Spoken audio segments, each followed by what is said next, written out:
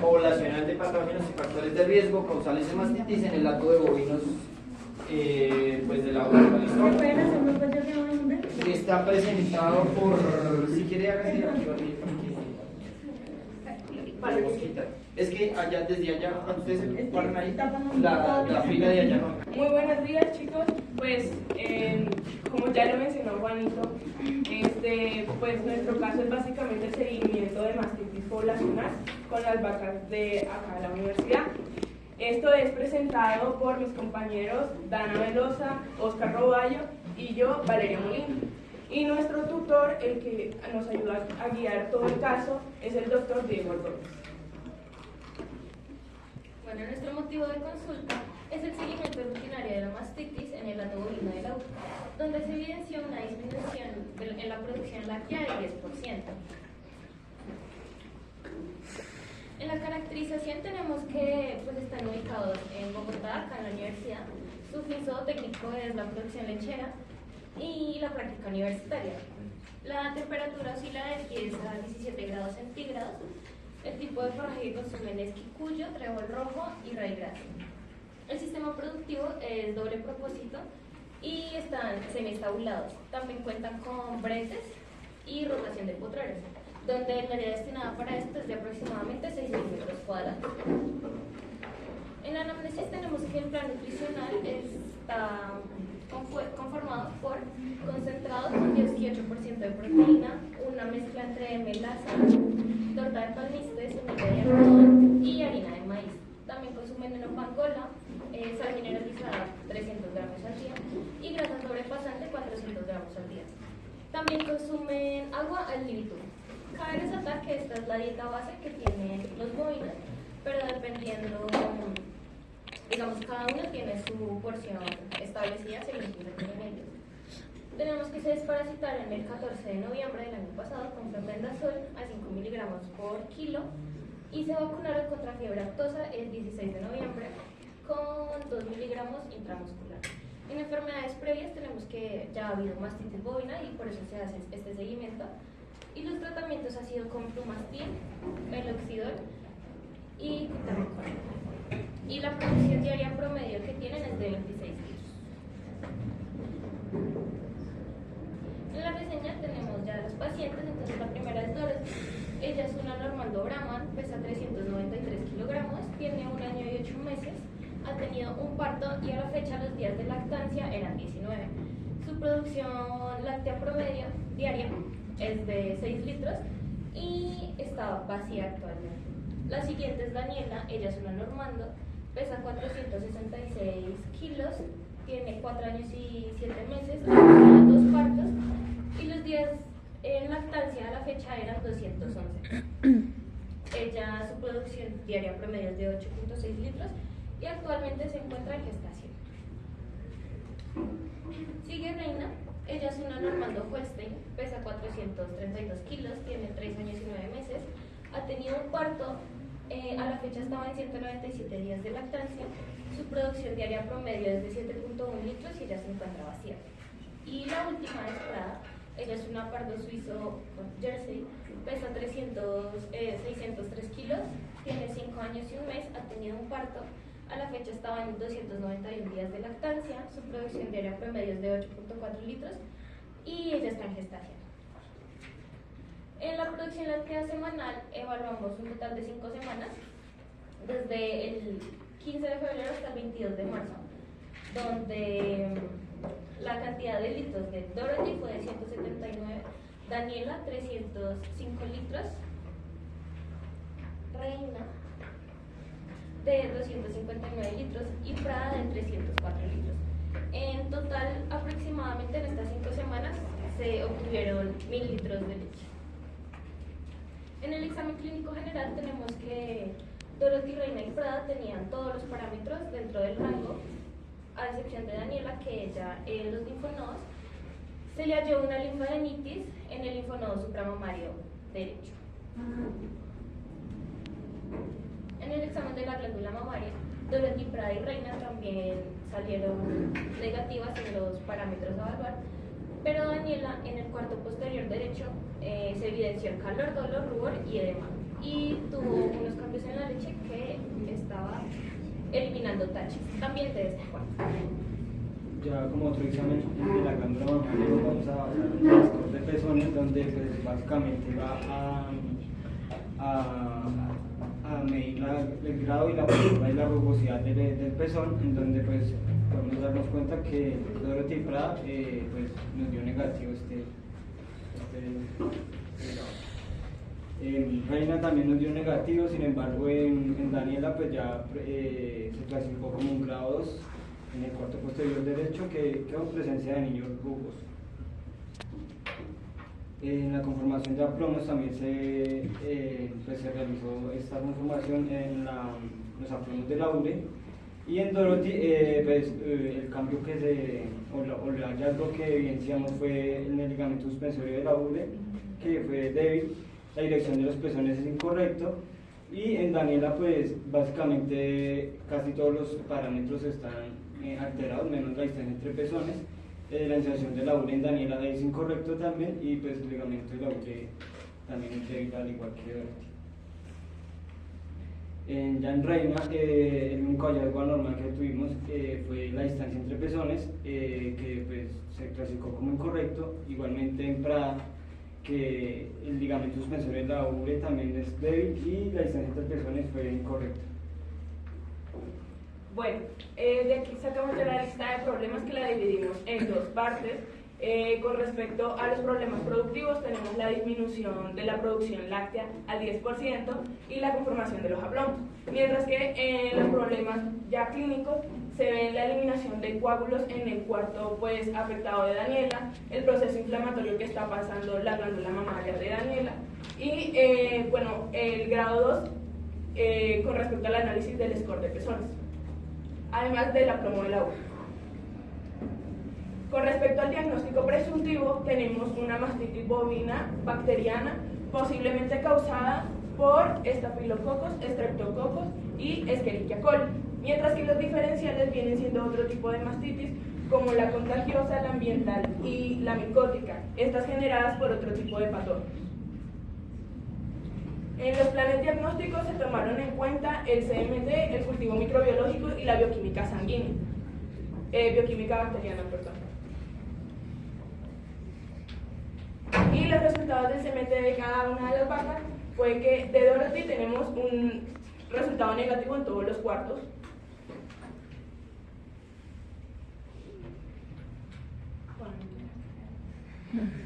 De Daniela, pues tuvimos un grado 1 en un cuarto anterior y en el otro posterior, además del grado 3 del cuarto pues ya afectado por la mastitis. En Reina, pues se tomó, pues resultó un grado 1 tanto en un cuarto anterior como en un cuarto posterior. Y en Prada tenemos grado 2 en ambos cuartos posteriores. Con respecto al análisis epidemiológico contado hasta ese punto, tenemos que la incidencia es de un 4.6%, esto en un margen de 30 días, mientras que la prevalencia es de un 13.8%. Lo normal es que no sobrepase el límite del 5%, entonces por ahora estamos dentro del rango. Entonces los planes diagnósticos que se realizaron fueron el cultivo microbiológico, que fue con una técnica en estría por agotamiento, y una bioquímica bacteriana, que esta nos ayudó a acercarnos a la bacteria específica que estaba causando la mastitis. Ya los hallazgos vistos bajo el microscopio se identificó que hay estreptococos y gram negativos y bacilos gram positivos. Y en los resultados de la bioquímica bacteriana solamente se obtuvo un leve cambio de coloración en la prueba de citrato, como lo pueden ver acá, se tornó un poco amarillo.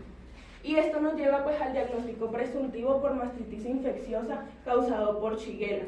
Esto lo encontramos de acuerdo a unas tablas específicas de bioquímica ya estandarizadas, y según la literatura, Shigella es la única bacteria capaz de poder sintetizar el nitrógeno que está en el agar del citrato. Bueno, ya como de acuerdo a todos los planes diagnósticos que se plantearon anteriormente, se se instaura un plan terapéutico donde pues, se le administra Flumastin, que es un antibiótico intramamario, y se le afecta a las vacas, sí, a las vacas que tengan en los cuartos posteriores con grado de mastitis 1 y 2. En este caso, pues se administra Flumastin, que viene en una jeringa de 10 mililitros y se administra vía intramuscular por, una vez al día por 3 días. En Daniela se administra pues, la jeringa completa, igual que en Prada. Además de eso, también se administra meloxidol a una dosis de 0,5 subcutáneo, una vez al día por 3 días, y a Daniela se le administró 11,6 mililitros, mientras que en Prada 15 mililitros. Este cutamicón es un antifúngico, es exclusivamente de Daniela, ya que pues, como un grupo anterior ya lo mencionó, pues fue diagnosticada con mastitis micótica, entonces pues ese cutamicón se hizo exclusivamente para ella. También se administró vía intramuscular, intramamaria, perdón, una vez al día por 7 días, y se le administró 5 mililitros. Ya el 14 de marzo se realiza un nuevo CMT, donde podemos evidenciar, pues en Dorothy nos salió negativo todos los cuartos, y en Daniela podemos ver la evolución en el cuarto anterior izquierdo, donde en el primer CMT que se realizó presentaba un grado 1, pero sin embargo nos podemos dar cuenta que en el cuarto posterior derecho pues aún seguía con el grado 3. En Reina también se evidenció una evolución en el cuarto anterior izquierdo, que pues, en el CMT anterior presentaba un grado 1, al igual que el posterior derecho también presentaba un grado 1. En este nuevo CMT pues, nos dimos cuenta que pues, bajó la inflamación. En el PRA,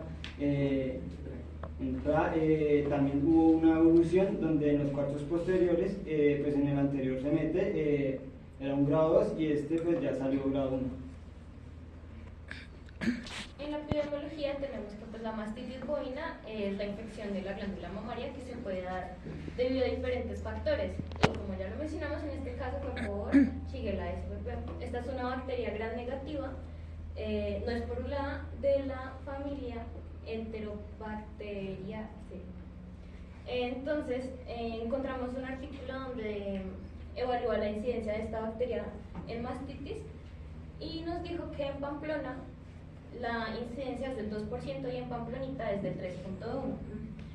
Y concluyeron que esta bacteria está asociada a la mastitis por las condiciones de limpieza y las malas prácticas de ordeño.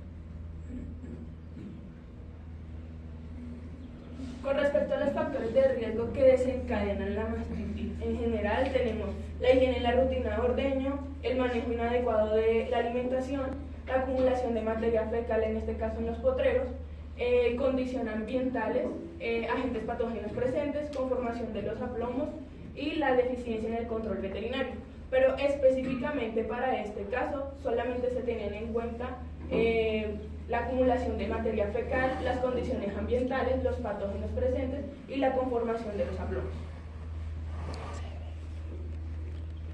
Bueno, ya en cuanto a la fisiopatología, vamos a tener que, pues como lo dijo la compañera, eso es básicamente por factores de riesgo ambientales, entonces va a haber un contacto directo de la bacteria, en este caso, pues esta va a utilizar factores de virulencia como el film, que lo hace como adhesión para así pues adherirse al epitelio del pezón. Igualmente va a vencer el tapón de queratina del epitelio pues, del pezón, que es queratinizado. También pues al vencer el tapón va a vencer el esfínter del pezón y pues va a llegar y penetrar al canal del pezón por medio de la transitosis y por medio de la célula de Mel. Pues esto es un proceso de transporte celular, entonces pues usa estas células para pues, así atacar a los macrófagos. Al atacar a estos macrófagos pues va a evadir la fagocitosis. Pues tenemos que tener en cuenta que los macrófagos pues su función es la fagocitosis. Al evadir esta fagocitosis pues se va a activar este factor, que es el factor nuclear kappa beta, que esto es un grupo de proteínas pues, que están encargadas básicamente de regular la respuesta inflamatoria y de daños vasculares.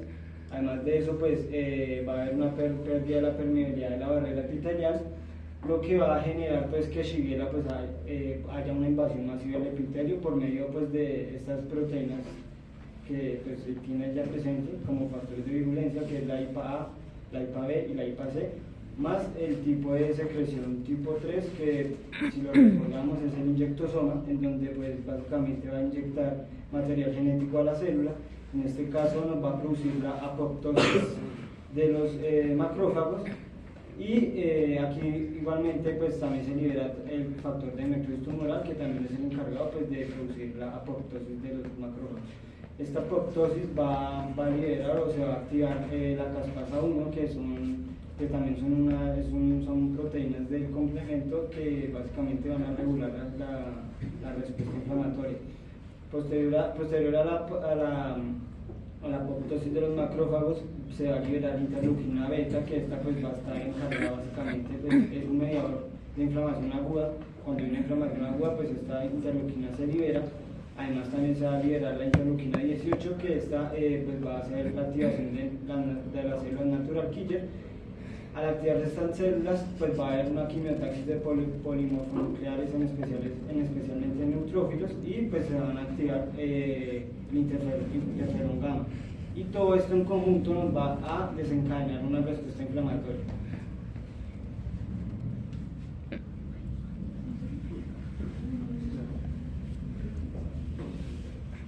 Ya en cuanto a la respuesta inflamatoria, pues vamos a tener pues el daño tisular. Esto pues en conjunto van a pasar varias cosas simultáneamente. En este caso va a haber la activación de macrófagos y mastocitos y la activación del complemento. Bueno, cuando hay el daño tisular, básicamente se va es la ruptura de las membranas celulares, y pues va a haber la exposición de los fosfolípidos de la membrana por medio de la enzima fosfolipasa 2. Esta pues va a tomar y lo va a transformar en ácido araquidónico, que va a tomar 2 vías. La vía de la ciclooxigenasa y la lipoxigenasa. Estas 2 vías van a actuar simultáneamente al mismo tiempo, liberando pues aminas vasoactivas, que en este caso son las prostaglandinas, tromboxanos y leucotrenos. Además de eso, como les venía diciendo, pues esto todo es simultáneamente, entonces va a haber la activación de macrófagos y mastocitos, en donde cuando se activan, pues va a haber la desgranulación de estos mastocitos. La desgranulación de estos mastocitos va a liberar factores vasoactivos, que en este caso la histamina y serotonina, y estas van a ser la encargada de producirnos el dolor, porque pues son proteínas que ejercen presión sobre las terminaciones nerviosas y producen el dolor. Este dolor va a estar pues, relacionado con la disminución de la productividad láctea, ya que pues, si una vaca pues, tiene dolor, pues se va a liberar factores de necrosis tumoral, que va a inhibir pues, el apetito y disminución, que pues ya se sabe. A disminuir, pues así va a ir la disminución de la productividad. Bueno, todo posteriormente a esto nos va a llevar a una vasodilatación y aumento de la permeabilidad vascular, que nos van a indicar el rubor y el calor. Ya pues por el aumento del flujo sanguíneo, pues nos va a dar estos 2 signos. Después de esta vasodilatación y este aumento de la permeabilidad vascular, por medio de la interleuquina 8 va a ver que es la encargada de la quimiotaxis, se va a liberar estas otras interleuquinas, que es la interleuquina 1, que esta es la encargada básicamente pues, de producir la fiebre, y también esta va a estar relacionada con la disminución de la productividad. La interleuquina 4, que básicamente va a reclutar linfocitos. La interleuquina 10 también va a reclutar linfocitos y macrófagos. Y la interleuquina 17, que, como les venía diciendo, esto todo se activa simultáneamente, entonces va a haber una activación del complemento, de las proteínas del complemento, por la vía alterna. Entonces esta vía alterna pues, va a utilizar estas 2 proteínas, que es la C3A y la C3B, que básicamente va a usar la quimiotaxis de neutrófilos y mastocitos para que estos finalmente también liberen esta interleuquina 17, y esa interleuquina 17 lo que va a hacer es el reclutamiento de neutrófilos, y pues, después de hacer este reclutamiento, pues va a haber una migración celular al sitio de la lesión. Entonces, después de esta migración, pues va a haber un rodamiento en el vaso sanguíneo por medio de los neutrófilos específicamente, y van a tener estas dos proteínas que son las integrinas y las glucoproteínas que son pues, las encargadas de adherirse al endotelio. Simultáneamente también pues, el endotelio va a producir estas, o sí va a expresar estas proteínas que son las lectinas, que por medio de otras proteínas, que es el ICAM1, va a activar pues, las integrinas del neutrófilo que tenía pues, en su mineral. Se liga eso y por medio de del ICAM1 se va a adherir las lectinas a la proteína. Y después esto nos va a producir la extravasación de leucocitos y ya esta extravasación de leucocitos va a estar pues, relacionada básicamente con el edema. Y ya para empezar con las discusiones, tenemos primero la discusión del diagnóstico, donde Maldonado y otros autores en el 2016 realizaron un análisis de las bacterias para su identificación. Aquí utilizaron agar sangre para estafilococos, para buscar estafilococos, y agar de eosina azul de metileno para enterobacterias. Después de que realizaron el replicamiento de las bacterias, utilizaron la bioquímica bacteriana con varios agares. Entonces, para estafilococos utilizan, por ejemplo, urea, maltosa, trealosa, cealosa, varios para estafilococos específicos, y para las enterobacterias también unos diferentes. Hay unos que son similares en ambos, pero digamos que para cada uno utilizaron esos específicos. Y en nuestro caso utilizamos agar tripticasa de soya para replicar la muestra que obtuvimos, donde cuando crecieron las bacterias realizamos la bioquímica bacteriana únicamente con 5 agares, que es citrato, TSI, urea, zinc y lía. Entonces digamos que aquí lo que discutimos es que para una mejor identificación de las bacterias, pues entre más específico sea, pues es mejor. Con respecto a la epidemiología, Maldonado y otros autores en el 2016 dicen que pues la incidencia de enterobacterias, específicamente en los municipios que ellos evaluaron fueron Pamplona, Pamplonita y Toledo, se vio una incidencia de menos del 4%, lo que sigue estando dentro del margen, y lo que nos indica que es muy raro que este tipo de bacterias afecten o generen una mastitis como la que se presentó en el caso. Y según nuestro caso, también se volvió a recalcular la prevalencia y la incidencia, lo que nos arrojó unos rangos por debajo de lo normal, lo cual nos indica que nos afirma de que lo que dicen los autores es cierto. La Shigella no es una bacteria que represente un peligro grande para la generación de la mastitis.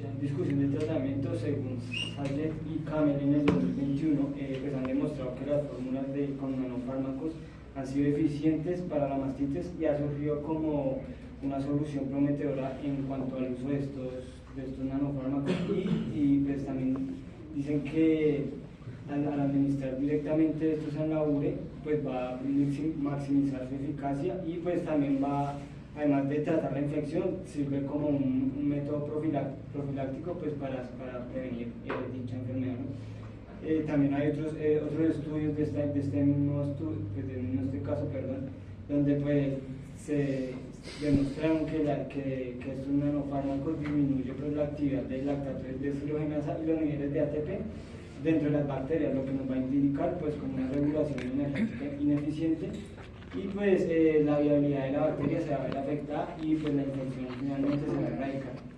En nuestro caso pues se administró un plan terapéutico que va pues de acuerdo a lo analizado y en los resultados de las pruebas diagnósticas y en la epidemiología, y basándonos en un modelo previo que ya había sido establecido, pues teniendo un resultado favorable.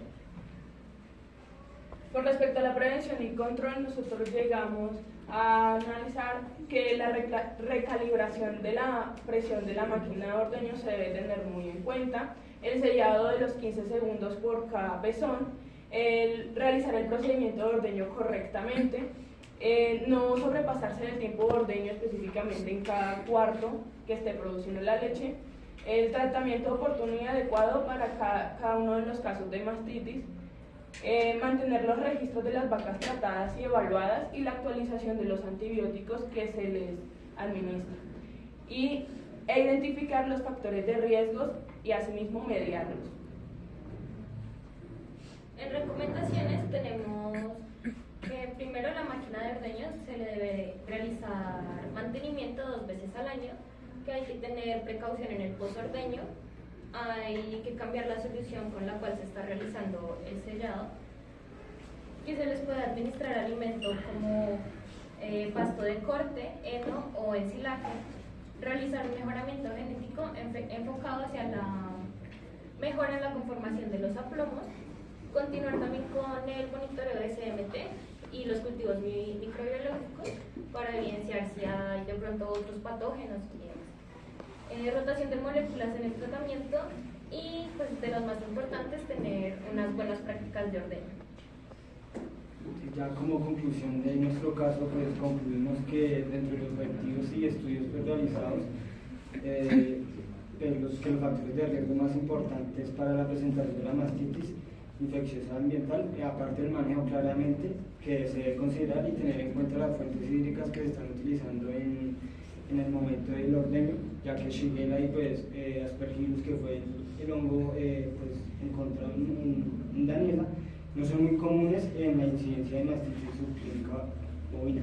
Para el caso poblacional, al identificar esta bacteria como agente causal de los procesos mastitivos que se venían presentando en el gato, pues como dijo la compañera, pues es un patógeno poco frecuente en el diagnóstico, lo que pues dentro de lo que está reportado pues no presenta un riesgo o un peligro mayor a la comparación de otras bacterias. Para este caso, haberla identificado pues es de importancia, ya que pues nos va a prender unas alarmas en los posibles errores que se estén cometiendo en el post-ordeño. Muchísimas gracias. Bueno, rápido, 3 preguntas del auditorio.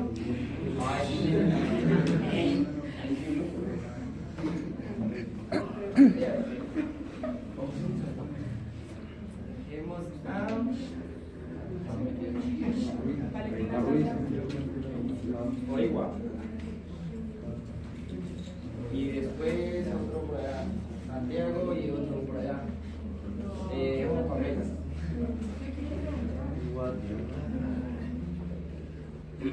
Listo.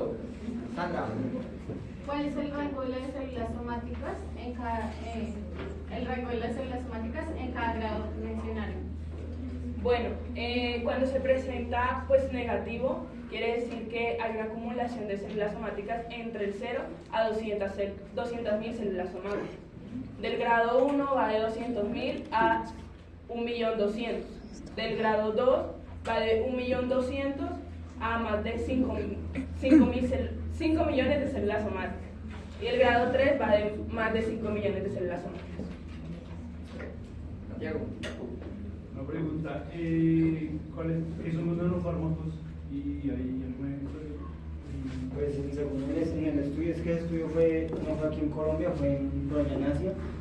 Básicamente pues esos autores utilizaban esos nanofármacos que son como partículas pequeñas que se administran intravenosa, y pues ellos los catalogaron como nanofármacos antibióticos, y pues de acuerdo a los resultados que ellos obtuvieron, pues se dieron cuenta que pues servían tanto como para la prevención y el tratamiento de la mastitis. Sin embargo, pues cabe resaltar que pues este estudio, pues como fue en Asia, pues aquí en Colombia no está muy, o sea, no está muy bien decir eso, porque pues ya trataron una mastitis con un nanofármaco, ya que ya se han estudiado molecularmente o genéticamente, pues saldría muy costoso aquí en Colombia. Entonces aquí lo único que se hace es como la prevención. A ver. Ustedes en factores de riesgo mencionaron manejo inadecuado de la alimentación. ¿Por qué consideran que sería un factor de riesgo?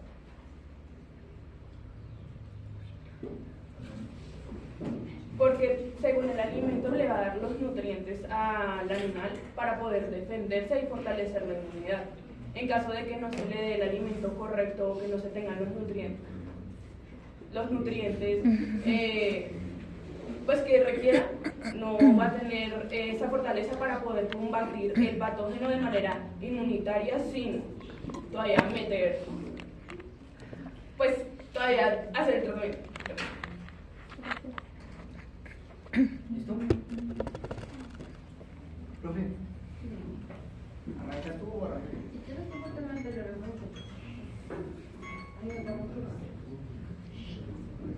Bueno, entonces para hacer la aclaración,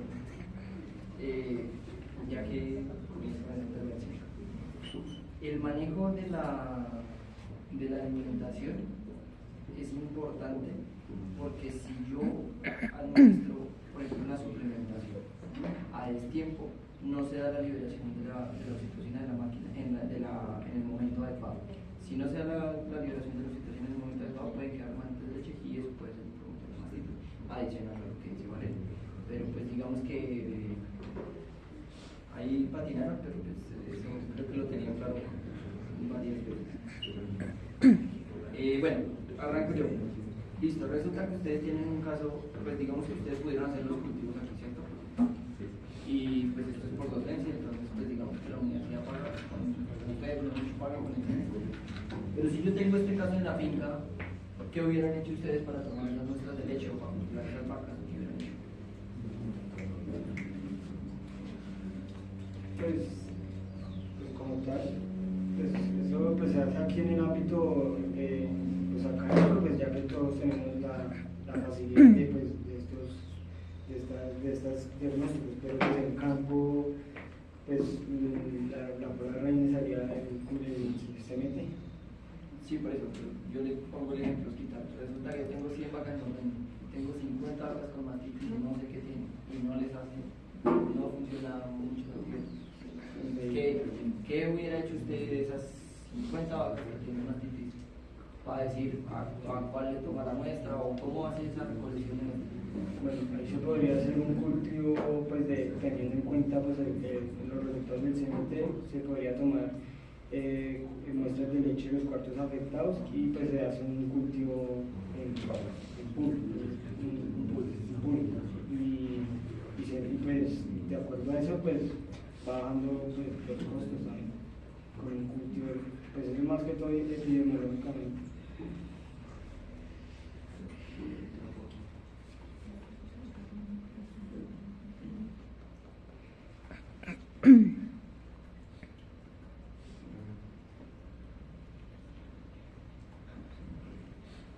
Listo. Adicionalmente a la conformación de la financiación de la URE,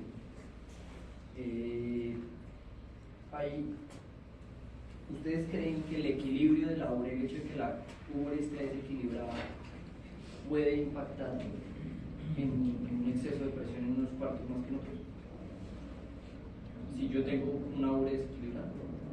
Sí.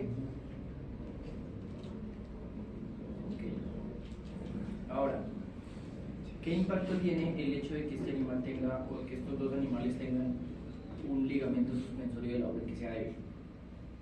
Pues partiendo de la función del ligamento es sostener la ubre y soportar el peso cuando ésta está completamente llena. En el caso de tenerlo débil, pues la ubre, digamos que va a permitir pues que tenga más descenso, y al momento de pues que se lleven las vacas de un lado a otro, pues va a causar pues un traumatismo en los pezones, además de que se supone que la ubre está llena de leche. Listo.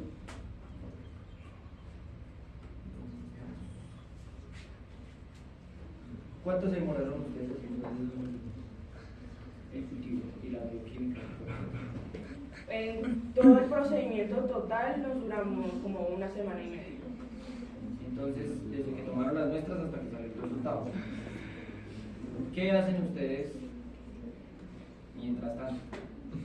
Dejamos la vaca sin tratamiento, la tratamos en una finca, aparte del mismo caso de las 50 vacas.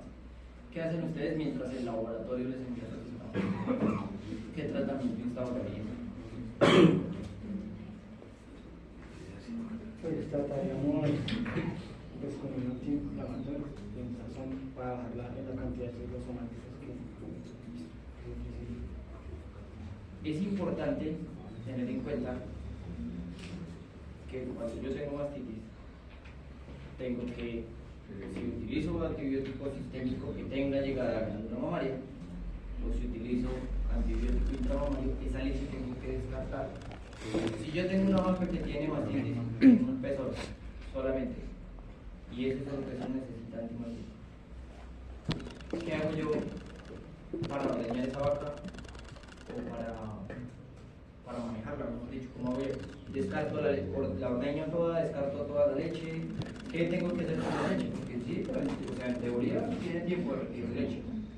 Sí, entonces pues eso, en 4 vacas aquí en la universidad, pues digamos que se puede manejar. Como el caso hipotético, en una finca grande, ¿ustedes qué hacen? Bueno, ya en ese caso, digamos, pues el tratamiento para una mastitis en general, se me olvidó nombrarlo ahí, es primero se debe ordeñar a fondo. Entonces, en ese cuarto, pues ordeñar a fondo y pues ahí sí aplicar el antimastitis. También se me olvidó mencionar que aquí en el tratamiento que se administró, el Fumastin, debe ser de lactancia, no de secado, porque seca la vaca. Y pues, bien, básicamente entonces, de acuerdo al grado del CNT, pues primero es el ordeño a fondo, después se administra un AINES, en este caso pues el Meroxicam, que es uno de los mejores AINES para la glándula mamaria, y pues dependiendo también del grado ya del CNT, si es grado 2 o grado 3, pues ahí se mira y se administra antibiótico sistémico. Sin embargo, hay que tener en cuenta que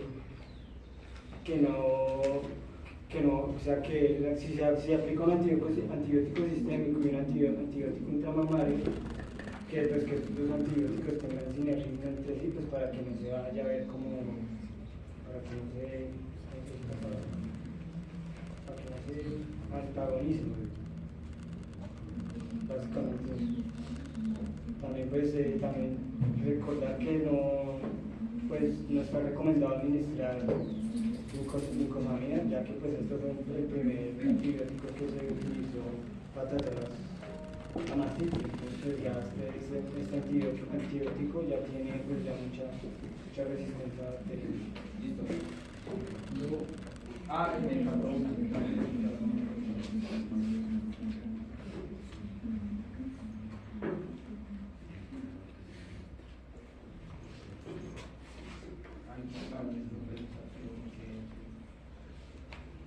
Bueno, por demás, felicitarlos. Realmente, pues al ser un caso poblacional, pues tiene un formato diferente. Pero Osquita se fajó con esa afición para lo que explicándole eso. Parecía que el máster en mastitis. Como dijo Osquita, eso ya se sabe. Entonces, no, felicitarlos de verdad. Que se notaba que pues, estaban preparados, igual fueron muy fluidos, y eso pues hay que abonárselo porque fueron muy fluidos, digamos que no tuvieron necesidad de utilizar muletillas, ni el ni el A, y entonces sino ya sabía cada uno que tenía que decir, y por ese lado pues digamos que yo los felicito. El trabajo pues digamos de cultivar, ustedes hicieron todo ese trabajo pues, en el laboratorio, pues que yo, pues digamos que yo hasta hoy vi la presentación y supe que era lo que sí estaban haciendo, pues obviamente sí estaban haciendo objetivos y todo eso, pero no tenía claridad como tal. Entonces, pues felicitarlos por eso, hicieron un muy buen trabajo, pues muy claro lo que presentaron, muy concisos en lo que dijeron, y pues nada. Gracias.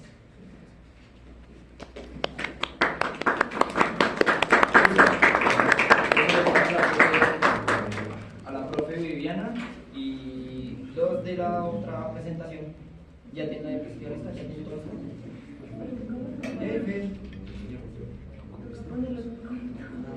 Va a ser súper rápido.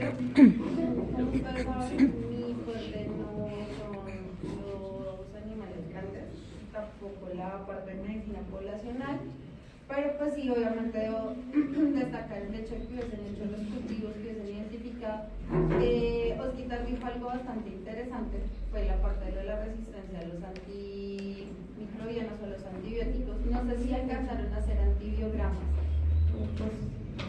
Profe, no, pues no se pudo hacer por disponibilidad de Ok. Hubiese sido también chévere porque pues ya que estaban identificando, por ejemplo, todos los patógenos que estaban haciendo los cultivos, ustedes mismos lo estaban haciendo, hubiese sido también bastante enriquecedor el poder haber hecho un antibiograma para identificar realmente a qué antibióticos, por ejemplo, ya son resistentes. Y, digamos, no sé el estado si son recurrentes o no son recurrentes este tipo de animales sufrir de mastitis, aparte que la mastitis es una mamera. Pues hubiera sido también chévere de pronto, o para casos futuros, poder hacer un antibiograma teniendo ya de base la información que ustedes dejan para poder complementar esa información y hacer un tratamiento más estructurado. O sea, me parece bastante chévere, me parece interesante lo que hicieron. Obviamente los antibióticos que tenemos para mastitis y que son de administración, pues local. No es que tengamos una gran cantidad y pues son las mismas bases farmacológicas, entonces sí sería chévere más que todo como en la parte académica. Entonces, era como la parte, porque pues ustedes saben que me gusta más la parte de acá. Era eso. De resto, felicitaciones. Gracias, profe. Nos dejaba la hora. Chan, chan, chan.